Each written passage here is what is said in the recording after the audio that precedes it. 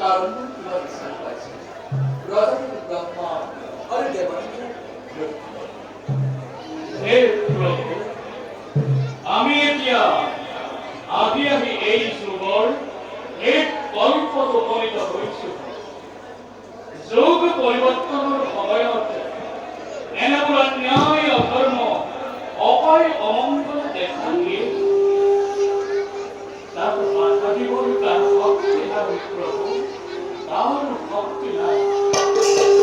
চাৰিওদিশে কেৱল অন্ধকাৰ অন্ধকাৰ। প্ৰভু প্ৰভু এফালৰ পৰা সকলোকে ত্ৰাস কৰি আহিছে। প্রভু একটা গল্প শেষ হলে নতুন একটি গল্প আরম্ভ করে। যদি সেই গল্পকে ধর্ম স্থান দেব পারে তেন্তে তাতে অনাদি আনন্দ লাভ হবে। যদি সেই গল্পকে অধর্ম স্থিতি হব পারে তেন্তে